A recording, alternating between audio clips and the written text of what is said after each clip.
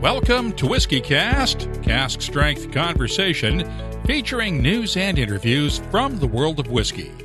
I'm Mark Gillespie. This is episode number 739 for November 11th, 2018.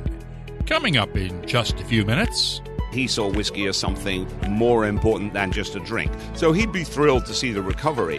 What he would think of $1,000 bottles, $50,000 bottles, and God forbid, $1 million investment bottles, I think he would be turning in his grave to see that, but rejoicing at the general state of whiskey. This episode marks the 13th anniversary of WhiskyCast, and I'll be talking with veteran Scotch whiskey and spirits writer Ian Buxton, who was over here to promote another one of his 101 Spirits to Try Before You Die books.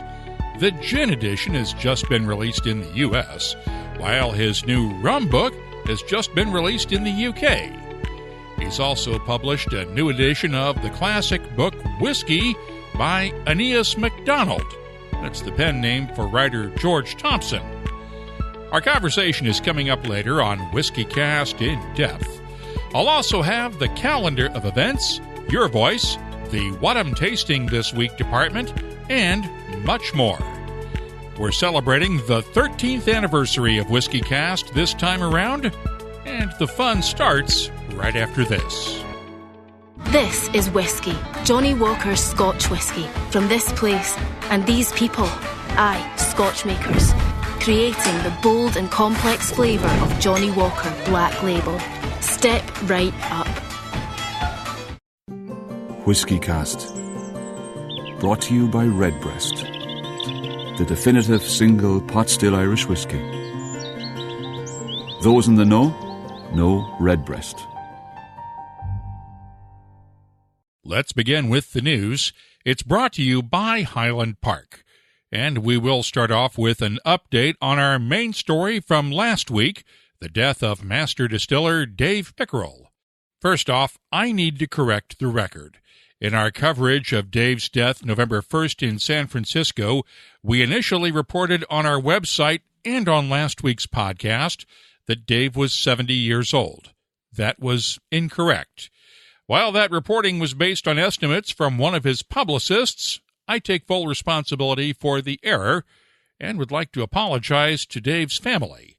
As we noted on social media earlier this past week, several of Dave's West Point classmates contacted us to note that the Academy's alumni records listed his birth date as August 14th, 1956, making him 62 years old.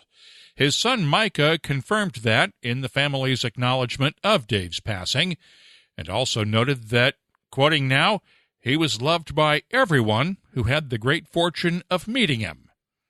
Of that, there is no question. A public memorial service for Dave Pickerell will be held this coming Monday, November 19th, at the Louisville Marriott downtown, and Dave's family has asked that, in lieu of flowers, his friends are encouraged to enjoy a glass of their favorite whiskey and remember Dave. I was in Ireland this past week spending some time with the folks from Powers Irish Whiskey and their U.S. team, and we'll have more on that next time around. But if you listened to the last episode, recorded at the Dillon Whiskey Bar in Kilkenny, Ireland, you'll probably guess that I had some free time on my hands too. And when I was spending some time in the pubs and whiskey shops, one topic kept coming up. What do you think of proper number 12? Of course, that's the blended Irish whiskey produced by MMA champion Conor McGregor's Ireborn Spirits, and it flew off the shelves at Ireland's Tesco stores during its exclusive time on sale there. Well, we now know what some of Ireland's other whiskey makers think of proper number 12, and it appears they're not overly pleased with it, at least the name. The Sunday Times reports 3 leaders of the Irish whiskey industry are accusing proper number 12 of violating the labeling guidelines for Irish whiskies. Now, the 12 in proper number 12 refers to Dublin 12. That's the Crumlin neighborhood in Dublin where McGregor grew up. But Teeling Whiskies Jack Teeling, John Quinn of Tullamore Dew, and Elliot Hughes of Dingle Distillery all claim the 12 could be seen as an implied age statement, since anyone not familiar with Dublin could view it as such and not a postal code. The Food Safety Authority of Ireland has issued specific guidance against using references to numbers on labels, advertising, or promotion for whiskies if it could create any consumer confusion. The Times reports an agency spokesperson says there are no plans to take any action against Proper Number 12, since media reports and press statements have explained the origin of the name. And by the way, the 12 in Proper 12 is spelled out on the whiskey's labels, while the postal code is usually shown in numerals. As for my opinion of Proper Number 12, you'll find my tasting notes for it at whiskycast.com. One other note out of Ireland, the Clonakilty Distillery in Cork has released a new port cask finish Irish whiskey. It's a blend of sourced 10-year-old malt and 8-year-old grain whiskies that was finished in port casks for 3 months. It's available now in Ireland, along with U.S. retailers in New York and Florida. I'll have tasting notes for it soon at whiskycast.com. Clonakilty's own stills are set to fire up on December 8th, and they'll start laying down their own stocks of whiskey at that time, and they'll also be opening the doors to visitors that day as well. Other new whiskeys to mention, Gordon and MacPhail is showing off the new look for its private collection range. It's the latest in the revamp of the family-owned company's lineup. The first of 2 releases with the new packaging is a 44-year-old single cask bottling from Glenrothes Distillery. It comes from a refill sherry puncheon cask filled back in 1974 and will carry a recommended retail price of £1,250. That's around $1,618 U.S. a bottle. The second is a 33-year-old single malt from the old Inverleven Distillery, which closed back in 1991 and was demolished in 2002. This refill bourbon barrel was filled in 1985, and the recommended retail price in the UK is £1,000 a bottle. That's around $1,295 at current exchange rates. Glenallachie is launching a new range of blended malt Scotch whiskies to mark the distillery's first anniversary under independent ownership. Billy Walker and his partners have created the McNair's Lamreek blended malts using peated Islay and Speyside malts blended with older casks from Glenallachie. The range will include 12 and 21-year-old expressions, along with a no-age statement version. UK pricing will range from £41.99 for the no-age statement to £125 for the 21-year-old. Also on the peated whiskey front, William Grant & Sons has released a new edition of its Ailsa Bay single malt. Release 1.2 also introduces a new measurement term to the whiskey world, in line with the distillery's experimental character. You've probably heard of ppm, parts per million, when it comes to measuring phenols to determine the peatiness of a whiskey.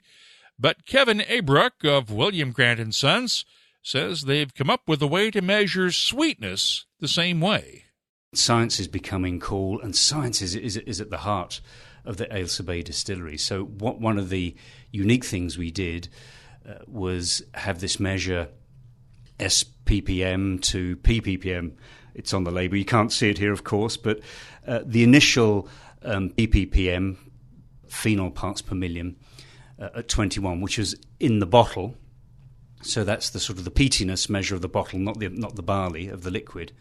And then we developed our own unique measure from the data we collect called SPPM, and that's sweetness parts per million. And it's a proprietary measure, but it's selective compounds we measure to get a measure of 11 on the original one, 21 to 11. And the reason we did that is because the whole point of Ailsa Bay as a single malt was we wanted to highlight smoke and sweet. and this precise balance of smoke and sweet. What does that mean? It's just a William Grant soundbite. Well, no, actually, it's not more than a soundbite because we've measured it. And with the newest release, we've changed that, and that is because the whiskies are a couple of years older now. So what's happening is in cask, you're getting a lot more sweetness notes coming through with the extra age. So the measure now has gone from 2221 to 22 ppm, peats part per million, to 19 sppm. And you notice that sort of slight difference. And it's things like that we want to celebrate. Elsa Bay Release 1.2 made its debut last month in global travel retail and in Australia. It will gradually replace the original Elsa Bay release in the UK market as stocks are depleted there. Now, the Elsa Bay Distillery at Grant's Girvan Distilling Complex makes 4 different styles of malt whiskey. The original plan was to use them all for blending, but now a pair of Airstone single malts have made their debut at Tesco stores in the UK. While Elsa Bay uses the distillery's heavily peated single malt, the Airstone Sea Cask uses its Speyside style single malt. The land cask version uses the lightly peated single malt. The reason we wanted to keep Airstone very different from Elsa Bay is it's looking at 2 completely different sets of consumers. So all the science and the detail that we want to get into for Elsa Bay and the ppm and SPPM measure, what we call the geeks, the whiskey enthusiasts, love that. That kind of language actually is really intimidating for people who want to get into single malt. They look at the fixture on shelf and there's nothing to give them any help. And then we found in research when we were talking about language like first fill bourbon and sherry casks, no, I don't want a bourbon and I don't want a whiskey tasting of sherry. Their actually knowledge is very low, and we wanted to have a simple, no-nonsense whiskey that actually spoke to the thing they're looking for. Tell me what it tastes like. So on Airstone Sea Cask, we say smooth and easy. On Airstone Land Cask, we say rich and smoky. And so it's telegraphic. Both Airstone malts will be exclusive to Tesco stores in the UK for at least a year, but could be available in the U.S. and other export markets within the next couple of years. Right now, they're available at Tesco shops for £20 a bottle. And finally, let's give a shout-out to the Bourbon Crusaders in Louisville, along with the Culsveen family of Willett Distillery, and our pal Fred Minnick of Bourbon Plus magazine. The other night, the Bourbon Crusaders held a benefit for the American Cancer Society in Louisville. Fred was the auctioneer that night, and they were doing great with just around $60,000 raised and 2 items left to go. The first one, bottle number 1 of every Willett gift shop release for the next year. That one brought in $25,000 more. And that left 1 item, the chance to pick your own single barrel of Willett. And when the bidding hit $32,000, Drew Culsveen upped the ante. He not only offered to open up the family's stock of 15-year-old Willett barrels, but offered to create a private label just for the high bidder. Well, that took things up to $45,000. Drew then offered to make the same offer available to anyone who would match that bid. 5 more groups jumped in, and at the end of the night, they'd raised almost $340,000 for the American Cancer Society. An amazing job, and well done. There's a link to Fred's account of the evening in our show notes at WhiskyCast.com. That's also where you can keep up on the latest whiskey news all week long. The news is brought to you by Highland Park, the Orkney single malt with Viking Soul.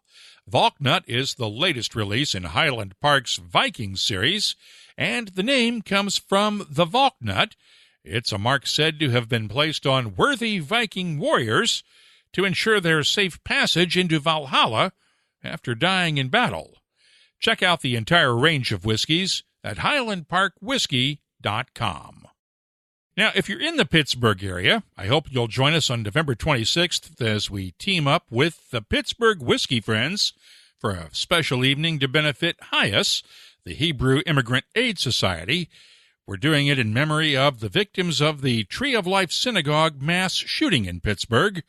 We'll be recording the next episode of the WhiskyCast Tasting Panel that night, and there's a link for tickets at the WhiskyCast website. Time now for the WhiskyCast calendar of events. I'll be on the road once again this week. I'll be heading up to Fredericton, New Brunswick for the annual New Brunswick Spirits Festival. Tickets are still available, and I'm looking forward to meeting some of you there, too. Bonham's has its next auction of rare whiskeys this coming Friday in Hong Kong. The Virginia Craft Spirits Roadshow Tour wraps up Saturday at A. Smith Bowman Distillery in Fredericksburg, Virginia. Whiskey Live Dublin is November 23rd and 24th. The Drambusters Whiskey Festival is on the 24th in Dumfries, Scotland. And the Birmingham Whiskey Festival is that same day in Birmingham, England.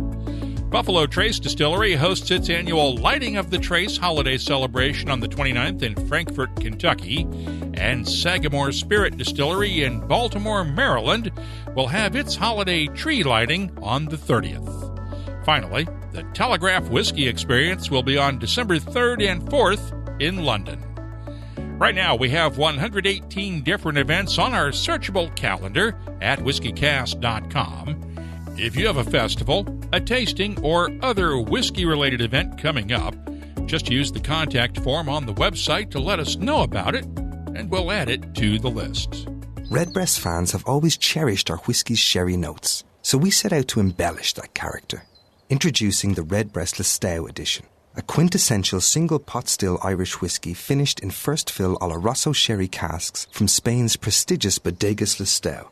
Carrying Redbreast's trademark pot still spices and dark dried fruit notes, the Listowel edition is graced with an enduring sherry finish that would be better described as a final act.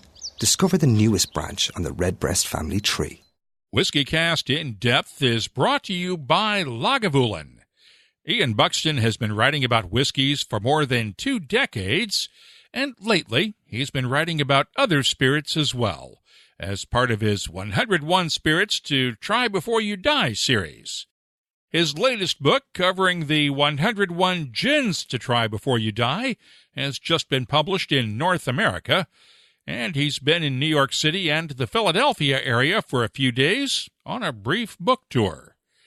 I caught up with him over Irish coffees at the Dead Rabbit in New York City, and we started off talking about the boom in gin that has almost eclipsed the global growth in whiskey. It's a new gin craze, if you like. If you're familiar with your drinks industry history, you'll know that London went insane for gin back in the 18th century. And now history is repeating itself. And I've spent more years than I care to count in this industry. I have never seen a phenomenon like this. This gin phenomenon has gone crazy. It's fabulous. It's fun. How long it can last, but my goodness, it's a great ride. And it's giving some of these people who would like to make whiskey a chance to at least make some money while their whiskey's maturing, theoretically, right? Well, absolutely. One of the great things about gin from the point of view of the small distiller is the amazing cash flow. You're making it on Monday, Tuesday, and by Thursday you're bottling it, and by Friday, Saturday you're down the farmer's market or you're selling out of your distillery store. It just could not be better from the point of view of a small distiller. Especially if you're not actually distilling it, you're getting GNS from somebody else and then getting your own little recipe of botanicals and cooking it, right? Well, that's right. I mean, most of these guys, truth to tell, are rectifiers. Rectifiers, not distillers. Somebody has done the hard work. But it's really intriguing the way they add flavors. They add a local sense to their gin and have some interesting products result. So you've done gins now. We've, of course, know about the 101 Whiskies to Try Before You Die and other books like that. What's next? Absinthes, rums, cachaças? Where do you go from here? I'm assuming we're not going to see 101 vodkas to try before you die. No, we are not. We will not see 101 vodkas. There are people who know much more. I'm going to be polite. There are people who know a lot more about vodka than I do, which wouldn't be difficult. Next up, and published very soon in the US, is 101 rums to try before you die. And that's been an exciting journey through the myths and mysteries that make up the rum market. What did you learn from that one that we can compare to whiskey? Because rum's had its own set of boom times over the years.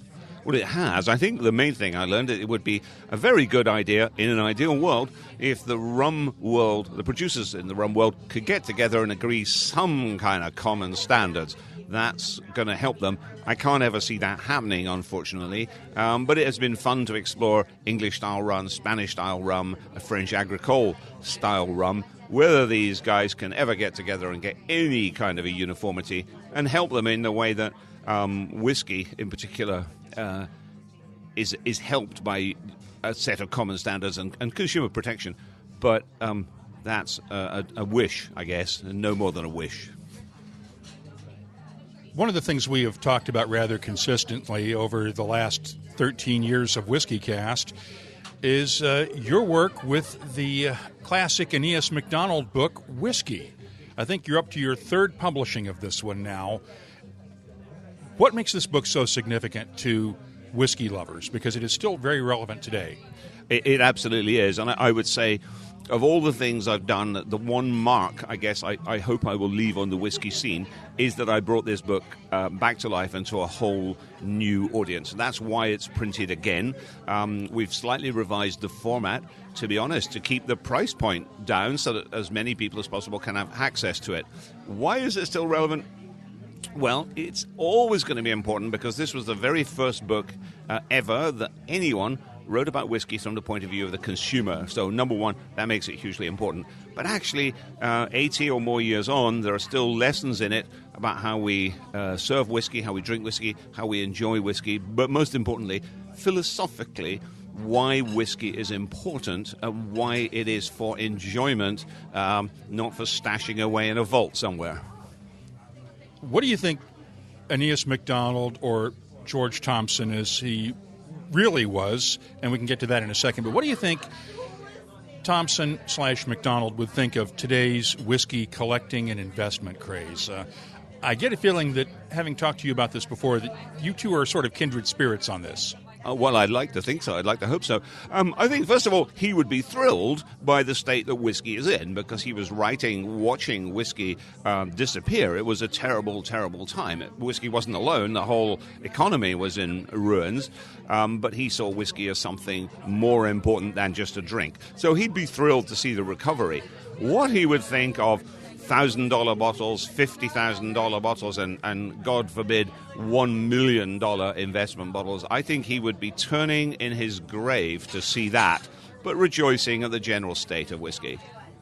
What other lessons from that book are still relevant today? Give us some examples. Well, his guidance on how to taste and how to drink is still absolutely sound. You know, you could just refer to that book and nothing else, and that gives you a primer in how to drink a glass of whiskey and how to savor and enjoy it. He also reminds us that what we should be looking at and what we should savor are single whiskeys. And he was a pioneer and a prophet ahead of his time. It's wonderful stuff. We are sitting here at the Dead Rabbit in New York City drinking Irish coffees, and of course, he did not write about Irish whiskey per se, but what do you think he would have thought of the boom in Irish whiskey today? Well, again, I think he would enjoy it. You're right. He didn't really write about Irish. He was quite rude about that, insofar as he mentioned it at all. And he didn't write about American, other than to lament the fact that Prohibition had killed off what I'm sure he would have recognized as a great industry. Again, today, I think he says somewhere in the book, whiskey belongs not to Scotland, but to the world. So I think he'd be excited. He'd be excited about Irish whiskey. He'd probably take a step back at Japanese whiskey, but I guess in the end he'd be excited about that. Just what he'd think about whiskey from Finland and Germany and even Brazil, I can't imagine. But I like to think he would savor it and enjoy it in a Catholic embracing spirit. Except for Fireball, of course. No comment. I'll plead the fifth as I'm here in New York. And I really have to stop slagging on Fireball here. But one of the other things you did, and let's sort of go from author to author here, in channeling Aeneas MacDonald, George Thompson, you've also sort of, your last book really sort of channeled your inner Alfred Barnard, really, with Whiskies Galore, right? Well, a little bit. It started out as rather more Barnard and ended up as a little more Buxton than I intended. Whiskies Galore is an unusual book for me. It's a first in that it is a combination of a book about whiskey, of course, primarily the island whiskies from Arran to Orkney, but it's also a travel book and, if it's not too cliched a term, a personal journey, because it allows me to recollect going to these places. As long ago as the late 1960s, as a child, we used to go there on family holidays, and I've tried to chronicle the changes, what those changes are, why they've happened, and what's good and what's bad that I've seen. So it's a very personal book, both a whiskey book and a travel journal. Through the Outer Hebrides and all the way down from essentially Orkney all the way around the outer Scottish coast to everything except Islay, pretty much, right? No, Isla's in there. Islay gets 2 whole chapters, and as it should, and strange and wonderful things happen on Islay. I talk about how I once threw my dinner in the sea at Bunnahabhain, and there was nothing to do with excess consumption, but something about satisfying the worries of 2 small children. Oh, I got to hear this. Details, please. So we were on a family holiday with my 2 small boys, and we were staying in the cottages at Bunnahabhain. And we had somehow, it's a long story, we had acquired a couple of edible crabs. But these crabs were still live off the boat, so my boys, who were then very young, spent a half hour dancing with the crabs until it was explained to them that this was going to be their dinner. They inquired as to the process, whereupon very shocked little voices said, "But Daddy, that's going to hurt." Yes, I said, it is going to hurt. Well, there was a difference of opinion at this point, but eventually the crabs were returned unharmed to the sea. So that's the day I threw my dinner in the sea. Very loosely speaking, since until it's dead, it can't be dinner. Well, that's true, but I definitely had dinner marked on it. It's a good thing I'm allergic to shellfish, because then I wouldn't even gone there with you. We've really never gone into your history, because a lot of folks know you as a writer, but they don't know that you worked in the industry before. You were at Glenmorangie for years. You've done work as a consultant. You were the guy who created the Dewar's World of Whiskey at Aberfeldy Distillery and wrote the definitive history of Dewar's. But how did you get into this in the first place? Well, what happened, I grew up in Scotland, as did my wife. And back, I am incredibly old, as you probably realize. Back in the 1980s, I was working in the brewing industry, in marketing, in London, and we had just started a family. Now, London is no place to bring up small children unless you have a huge wage check coming in, which I didn't. And my wife and I looked at each other and said, let's go back to Scotland, where we grew up. We can have a better quality of life there. The boys can get better schooling there. And it's just generally going to be a lot more agreeable than living here in London. So I was working in the brewing industry. I loved the brewing industry, everything about it. So I looked for a job in the brewing world. There were no jobs, but I got a job for a company called Robertson & Baxter, who are blenders. They're part of the Edrington Group. And although I didn't know it at the time, they're actually whiskey royalty. I didn't realize that till somewhat after. So I figured, well, it's in Scotland. It's in the drinks industry. The package was great. It's not beer, but hey, it's close. So I joined, and from that point in, it was whiskey all the way. Tell me about the years at Glenmorangie, because you preceded Bill Lumsden by a couple of years, if I remember correctly. Oh, several years, yeah. There was an exciting time. I had moved from Robertson & Baxter to work for Glenmorangie on the marketing side. In those days, it was Glenmorangie and Glenmurray and a load of blended whiskies, which frankly weren't doing too well at that time. It was a very difficult time for whiskey, but we were seeing single malts begin to grow, and so we were able to do quite a bit with Glenmurray and with more so with Glenmorangie. And one of my claims to fame is that we broke the mold, because when I was there, all there was Glenmorangie 10-year-old, and I'm proud to be able to say that some product innovation on my watch. Brought us Glenmorangie 18.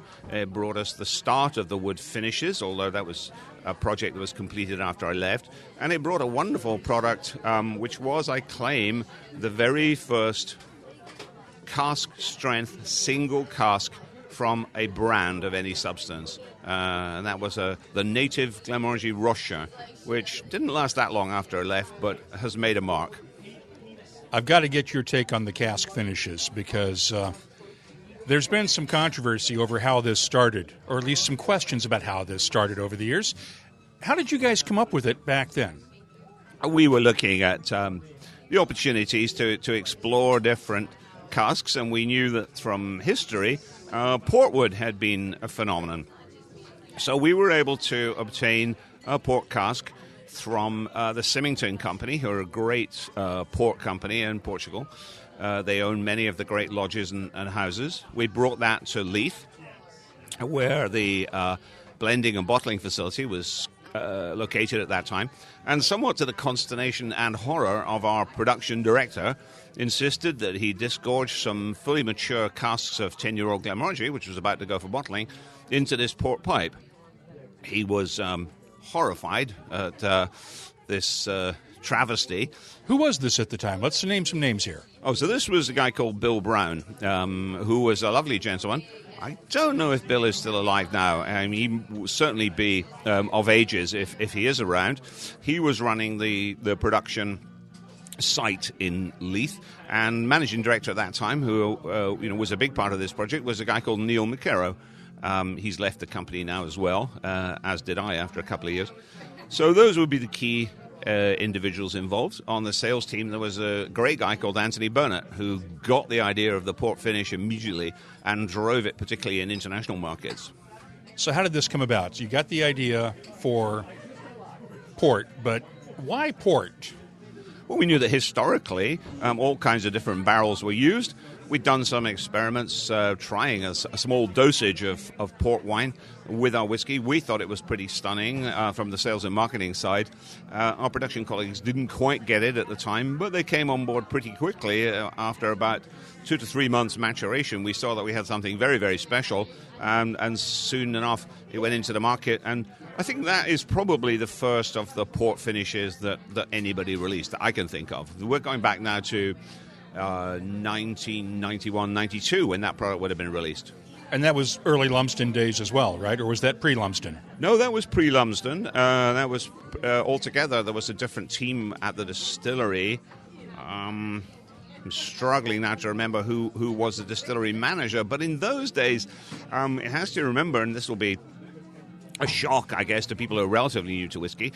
As I say, we're talking early 1990s. The distillery manager was not the rock star that he is today. The distillery manager was kept very much in the back room, and his job was to make product, to look after the boys running the distillery and turn out the spirit. And, it would be rare for them to be allowed out in public. It was more of the master blenders, if anybody was getting any credit, right? If anyone was given any credit, it was the master blender, and the blender was actually sort of like a high priest. And I remember certainly in Robertson and Baxter, which was primarily a blending company, as a marketing guy, quite a junior marketing guy, I pretty much had to go and get special permission to be allowed to speak to the blender, who was a lovely man called Paul Rickards. And Paul was actually one of the guys who, with the Charlie McLean, created the first version of the whiskey wheel. And the late Jim Swan, of course. So it was Jim Swan, Paul Rickards, worked on that at the Scotch Whisky Research Institution. They came up with the very first iteration of the whiskey wheel, which, of course, has been so influential in people's thinking and learning and knowledge about whiskey. So Rickards was our master blender at Robertson and Baxter, and he was actually a lovely man, but you kind of had to approach on bended knee as a marketing person. That, of course, has changed completely, and the role of marketing within the industry has assumed considerably greater importance than the industry I entered. And let's get back to Whiskies Galore and this journey around the islands of Scotland. You note quite rightly that marketing has taken a big influence in the whiskey business. Have we gone too far in the way some of these islands are being treated now? Because For lack of a better term, Isla has almost become a Disney World for whiskey geeks. Yeah, I'm afraid that is sadly true, and I think in that something has been lost. Now, I wouldn't gainsay the favourable impact of that. There are new jobs being created on the island. There is a sense of urgency and a buzz and a vibe about the place, but at the same time, it has become homogenized, it has become sanitized in a way that those of us who remember only 20 or 30 years ago look at with some chagrin, I think. And especially when Iliocs can't afford to live on the island anymore because what's available for housing is being snapped up for Airbnbs and self-catered housing, and the locals can't afford to live there anymore. I'm afraid that's true, and it is sometimes a shock. The last time I recall being on Isla, quite recently, I woke up in a fabulous bed and breakfast, and I had to look around my room at the carefully curated selection of antique furniture, at the designer wallpaper, at the beautiful toiletries in the ensuite shower, and I had to pinch myself and say, no, I am actually on Isla, not in some boutique hotel in Shoreditch or Brooklyn. It was a scary change, and I think if you live and grow up there, it's very, very difficult. Yes, I commented a moment ago that new jobs have been created, and they have, and that's great. But the real high-value jobs, the real high-paying jobs, the really highly skilled jobs, other than the distillery manager and some of his stuff, all of those jobs are off the island. So we have, just to go back to your Disneyland analogy, what we might call a series of Mac jobs. Not to disparage the great teams in visitor centers, but that's never going to be a high-paying role, and that's very difficult if you're a local.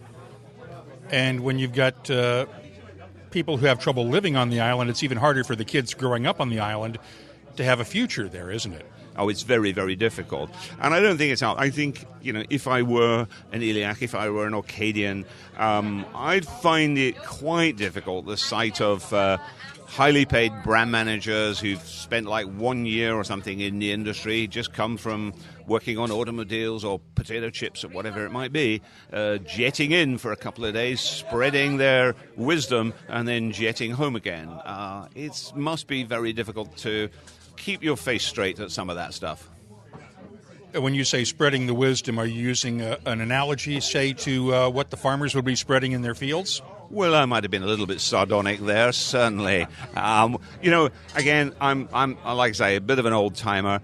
One of the difficult things I struggle with in marketing, and that was my background, is that because whiskey has become sexy, it's become fashionable, it's become a career option for people. And some of these people, I'm talking very broadly, so there are obviously exceptions, fail to become deeply rooted in our industry, and they fail to understand that concepts such as heritage, provenance, authenticity have real depth and real meaning in a way that possibly doesn't apply to the potato chip business.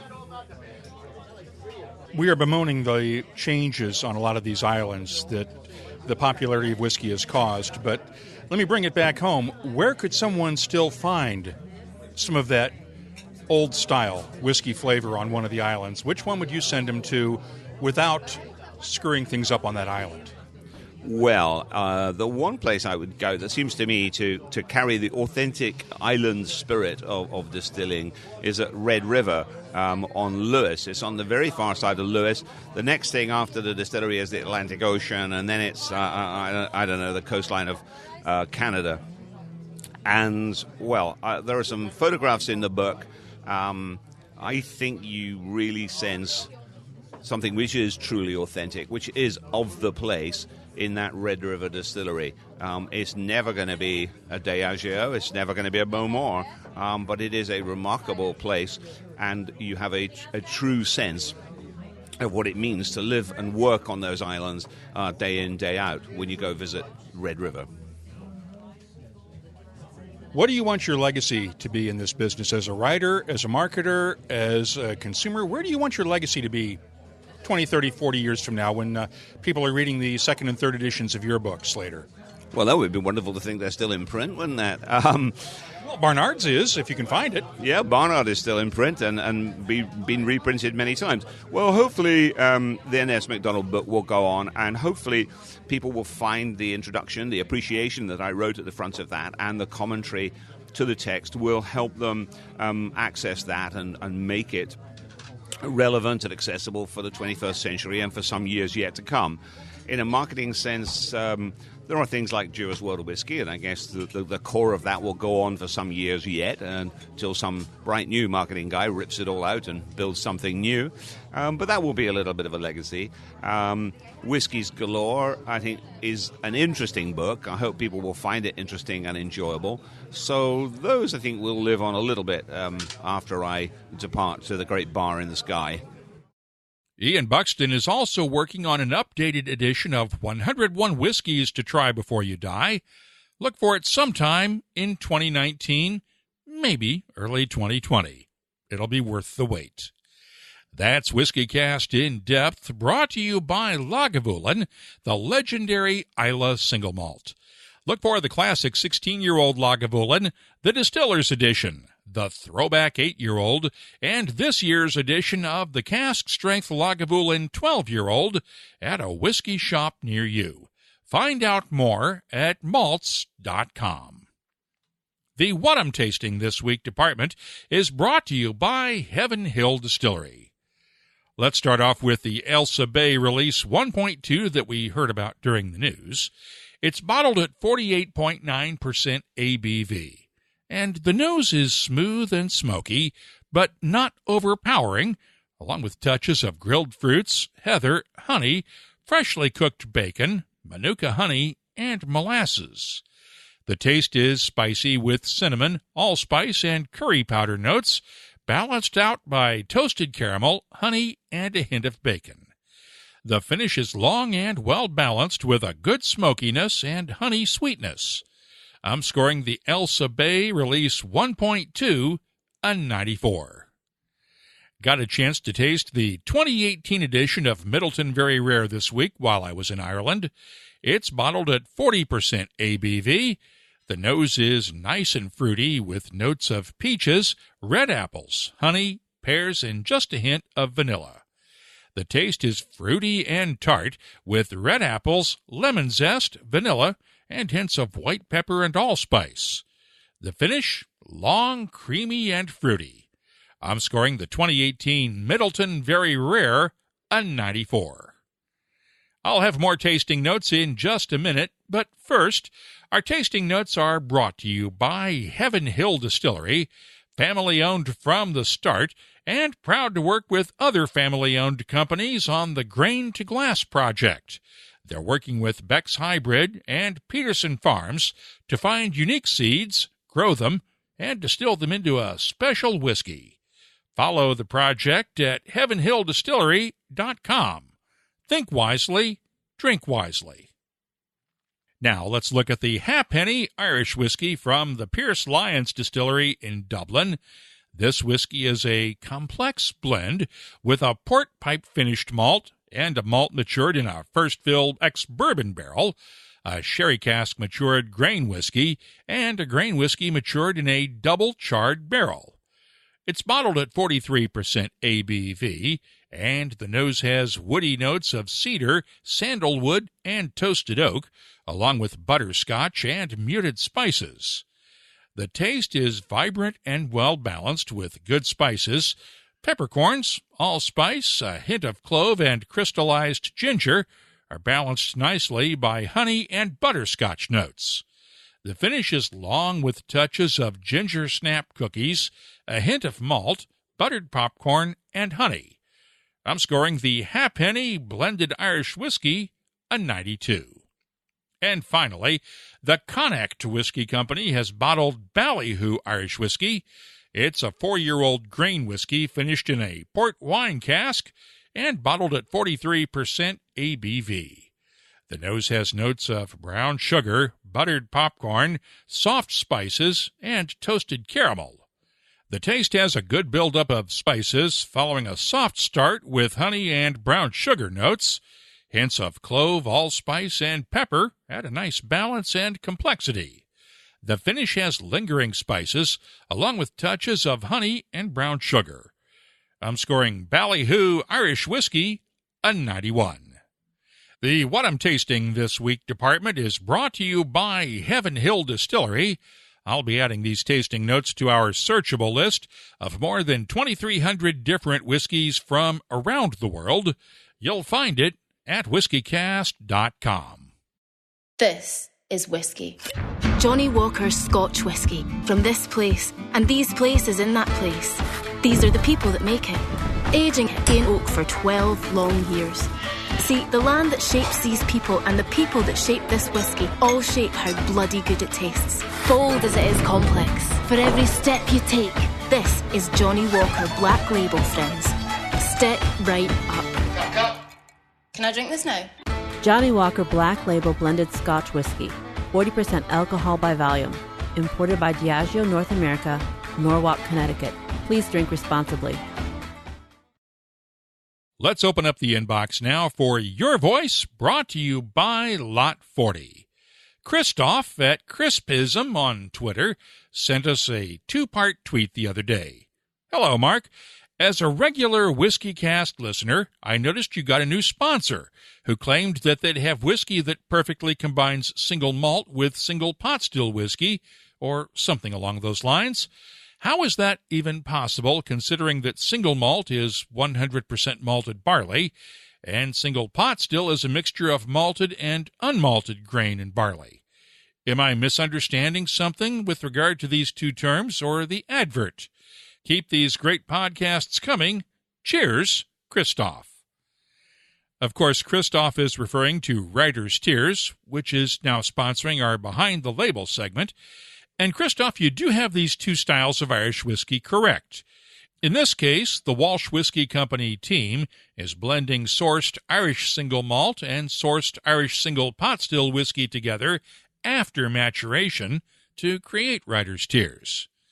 And by the way, during our in-depth segment last time around with Eddie Langton and Jim Rafferty of the Kilkenny Whiskey Guild, the waiter delivered a round of Writer's Tears, and at the time, I inadvertently referred to it as coming from the Walsh Distillery located near Kilkenny, which made it sound as though it was distilled there.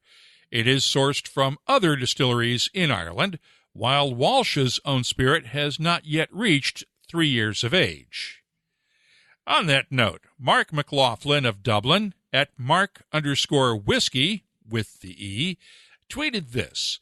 Great to hear about at Kilkenny Guild from at Dillon Whiskey Bar and at Langston's KK on WhiskyCast. It's great to see publicans coming together to promote the Irish whiskey category and drive Irish hospitality forward. Nice to hear at Cyril Briscoe mentioned too.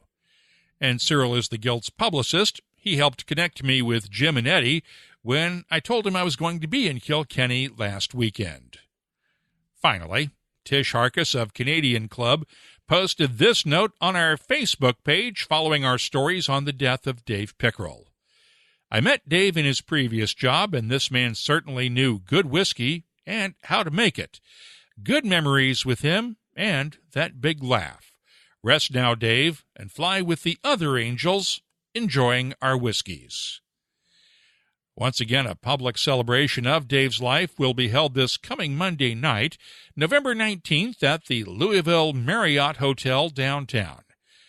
Unfortunately, the KFC Yum Center nearby is booked up that night because they just might need 18,000 seats for all of Dave's friends. If you have something you'd like to share with whiskey lovers around the world, you can always get in touch with us on social media. We're on Facebook, Twitter, and Instagram at WhiskyCast, and the email address is comments@whiskycast.com. Your Voice is presented by Lot 40, Canada's award-winning 100% pot still rye whiskey. Lot 40, unapologetically Canadian. Please drink responsibly. Let's wrap up the show now with Behind the Label, brought to you by Writer's Tears. I was in Ireland this past week, and one of the things I never miss out on is a chance to stop at the Irish Whiskey Collection shop in the Loop at Dublin Airport on my way home. Now, Wikipedia tells us that the first duty-free shop opened in 1947 at Ireland's Shannon Airport, but that's not quite where tax-free travel retail got its start. The Oak Pub in Dublin has a memorial to the RMS Mauritania, one of the cruise ships that sailed between Ireland and New York in the years before Prohibition started. In fact, the Oak uses a lot of wood salvaged from the Mauritania after it was retired in 1934. While I was at the Oak the other day with the folks from Powers Whisky, Irish Distillers archivist Carol Quinn explained how the real origin of tax-free whiskey shopping started with Powers. They thought of this scheme where you could contact them in advance, contact the distillery, and they set up depots, one of which we're looking out at here, City Hall. There were others in Cork. And if you bought a 5-pack of Powers Gold Label, they would deliver it to your stateroom on the liner, and it was tax-free. It was tax-free both in Ireland and it was tax-free in the US. Now, they set this up with US Customs. We have all the paperwork down in the archive showing all the different ships, the names of all the travellers on ships like the Mauritania. The Mauritania was a huge one on the Irish run.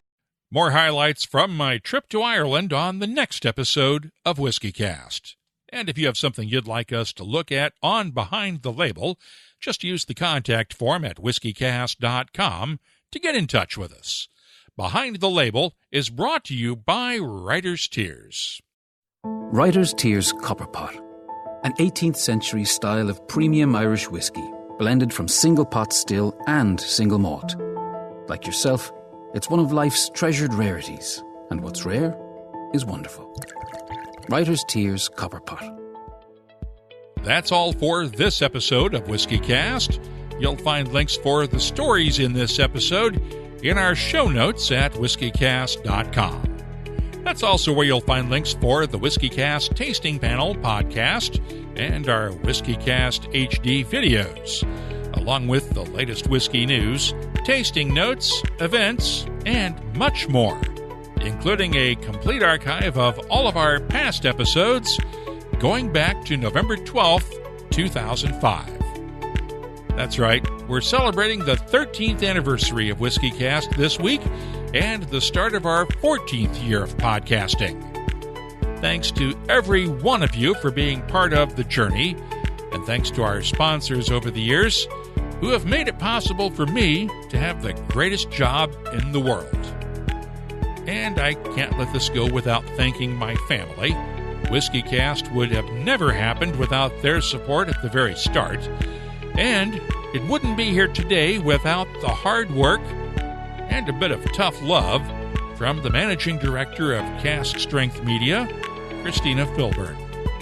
Here's to 13 years and many, many more. Slàinte. WhiskyCast, brought to you by Redbreast, the definitive single pot still Irish whiskey. Those in the know Redbreast. This is Whisky, Johnny Walker's Scotch whisky. From this place and these people, aye, Scotch makers, creating the bold and complex flavour of Johnny Walker Black Label. Step right up. WhiskyCast is a production of Cask Strength Media, copyright 2018, and usually comes to you from the charming, yet regrettably dry town of Haddonfield, New Jersey. I'm Mark Gillespie, reminding you that when you drink, please drink responsibly. Thanks for listening.